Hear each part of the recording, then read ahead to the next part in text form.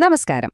ഏതൊരു സ്ഥാപനത്തിന്റെയും ഭാവിയെ ശരിക്കും സുരക്ഷിതമാക്കുന്ന വളരെ നിർണായകമായൊരു കാര്യത്തെക്കുറിച്ചാണ് നമ്മൾ ഇന്ന് സംസാരിക്കാൻ പോകുന്നത്.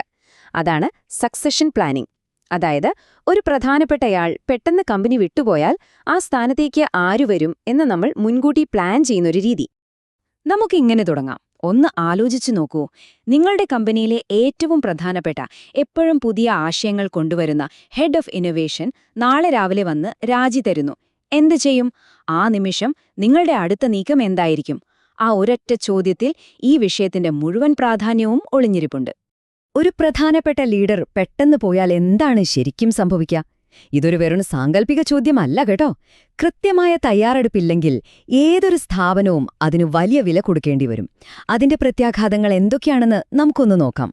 ഒരു പ്രധാന കസേര ഒഴിഞ്ഞുകിടക്കുമ്പോൾ അതിന്റെ പ്രശ്നങ്ങൾ അവിടെ തീരില്ല. അത് പടർന്നു പോകും. തീരുമാനങ്ങൾ എടുക്കാൻ ആളില്ലാതാവും. അതോടെ ദൈനംദിന പ്രവർത്തനങ്ങൾ താളം തെറ്റും. കൂടെയുള്ള ജീവനക്കാർക്ക് ഒരു മോട്ടിവേഷൻ നഷ്ടപ്പെടും.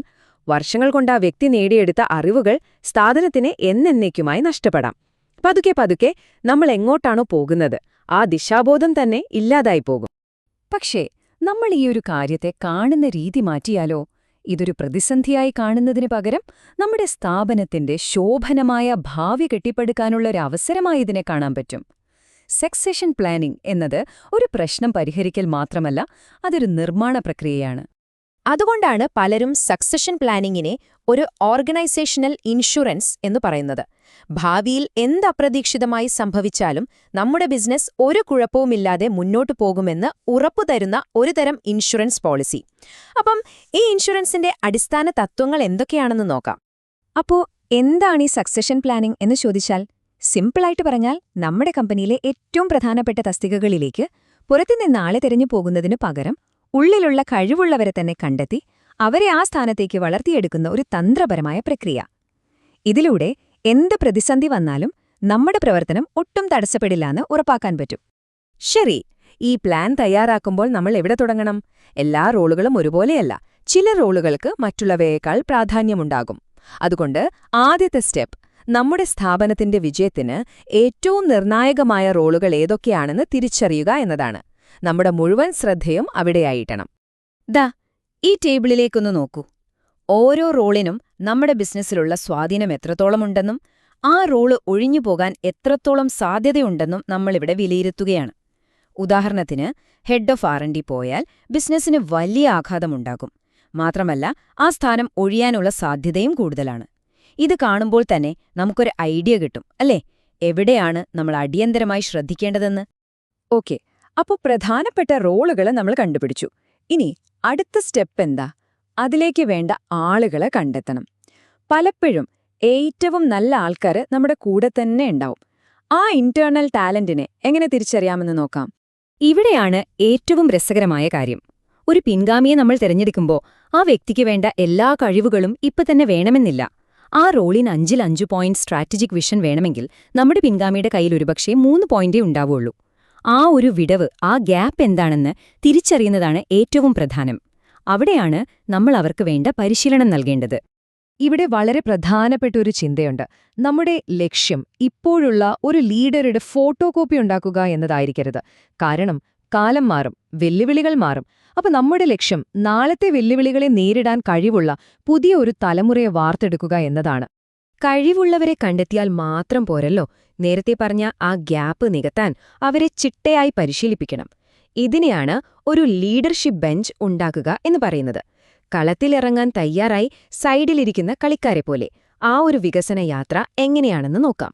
ഒരു നല്ല ടാലന്റ് പൈപ്പ്ലൈൻ എന്ന് പറഞ്ഞാൽ ഏകദേശം ഇതുപോലെയായിരിക്കും. ഒരു 15% ആളുകൾ എപ്പോൾ വേണമെങ്കിലും അടുത്ത റോൾ ഏറ്റെടുക്കാൻ തയ്യാറായിരിക്കും. മറ്റൊരു 35% ആളുകൾക്ക് 1 വർഷത്തിനുള്ളിൽ തയ്യാറാകാൻ പറ്റും. പക്ഷെ ഏറ്റവും വലിയൊരു വിഭാഗം, അതായത് 50%, അവർ ദീർഘകാലത്തേക്ക് നമ്മൾ വളർത്തിയെടുക്കുന്ന ഭാവിയിലെ നേതാക്കളായിരിക്കും. അപ്പോ എങ്ങനെയാണ് ഒരാളെ വളർത്തിയെടുക്കുന്നത്? ഈ 4 സിമ്പിൾ സ്റ്റെപ്പുകൾ നോക്കിയാൽ മതി. ആദ്യം, അവർക്ക് മെച്ചപ്പെടേണ്ട 1-2 പ്രധാന കാര്യങ്ങളിൽ മാത്രം ശ്രദ്ധ കേന്ദ്രീകരിക്കുക. പിന്നെ അവരെ കംഫർട്ട് സോണിൽ നിന്ന് പുറത്തു കൊണ്ടുവരാൻ വെല്ലുവിളിയുള്ള പുതിയ പ്രോജക്റ്റുകൾ കൊടുക്കുക. ഒരു മെന്ററുടെ പിന്തുണ ഉറപ്പാക്കുക. ശേഷം കൃത്യമായൊരു സമയപരിധിയും നിശ്ചയിക്കുക. ഇങ്ങനെയാണ് ഒരു പ്ലാൻ യഥാർത്ഥ വളർച്ചയായി മാറുന്നത്. ഒരു മികച്ച പ്ലാൻ ഉണ്ടാക്കി വെറുതെ ഫയലിൽ വെച്ച പോരല്ലോ അല്ലേ? അത് മാറുന്ന സാഹചര്യങ്ങൾക്കനുസരിച്ച് അപ്ഡേറ്റ് ചെയ്യണം. അതൊരു ജീവനുള്ള സംവിധാനം പോലെയാണ്. അതിന് നിരന്തരമായ മേൽനോട്ടവും അളവുകളും ആവശ്യമാണ്. ആ പ്ലാൻ എങ്ങനെ എപ്പോഴും സജീവമാക്കി നിർത്താമെന്ന് നോക്കാം. ഈ പ്ലാൻ എപ്പോഴും കാലികമായി നിലനിർത്തേണ്ടത് വളരെ പ്രധാനമാണ്. കാരണം നമ്മുടെ ബിസിനസ് മാറാം, നമ്മുടെ ആളുകൾ മാറാം, അവരുടെ താൽപ്പര്യങ്ങൾ മാറാം. അതുകൊണ്ട് കുറഞ്ഞത് ഓരോ 6 മാസം കൂടുമ്പോഴെങ്കിലും ഈ പ്ലാൻ ഒന്നുകൂടി പുനർപരിശോധിച്ച് ആവശ്യമായ മാറ്റങ്ങൾ വരുത്തുന്നത് ഒരു മികച്ച ശീലമാണ്. നമ്മുടെ പ്ലാൻ ശരിയായ ദിശയിലാണോ പോകുന്നത് എന്ന് എങ്ങനെ അറിയാൻ പറ്റും? അതിനാണ് ഇതുപോലുള്ള അളവുകൾ. ഉദാഹരണത്തിന്, ഈ ചാർട്ട് നോക്കൂ. നമ്മുടെ ലക്ഷ്യം 85% പ്രധാന റോളുകളിലും പിൻഗാമികൾ തയ്യാറായിരിക്കണമെന്നതാണ്. പക്ഷേ ഇപ്പോൾ നമ്മൾ 60% മാത്രമാണ് നിൽക്കുന്നത്. ഇതിനർത്ഥം നമ്മുടെ പ്ലാൻ മെച്ചപ്പെടുത്താൻ ഇനിയും ഒരുപാട് ചെയ്യാനുണ്ടെന്നാണ്.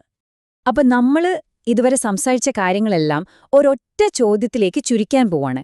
ഏതൊരു സക്സഷൻ പ്ലാനിന്റെയും വിജയത്തെ നിർണ്ണയിക്കുന്ന ആ അവസാനത്തെ ഏറ്റവും പ്രധാനപ്പെട്ട ചോദ്യം. അപ്പോ ഇതാണ് അവസാനത്തെ ചോദ്യം. നമ്മുടെ ഈ സക്സഷൻ പ്ലാൻ യഥാർത്ഥത്തിൽ സ്ഥാപനത്തിന്റെ തുടർച്ച ഉറപ്പാക്കുന്നുണ്ടോ? അപ്രതീക്ഷിതമായി ഉണ്ടാകുന്ന അപകടസാധ്യതകൾ കുറയ്ക്കുന്നുണ്ടോ? അതിലെല്ലാം ഉപരി നമ്മുടെ സ്ഥാപനത്തിന്റെ ദീർഘകാല ലക്ഷ്യങ്ങളുമായി ഇത് പൊരുത്തപ്പെട്ടു പോകുന്നുണ്ടോ? ഓരോ നേതാവും സ്വയം ചോദിക്കേണ്ട ഏറ്റവും നിർണായകമായ ചോദ്യം ഇതാണ്. നിങ്ങളുടെ സ്ഥാപനം ഇതിന് തയ്യാറാണോ?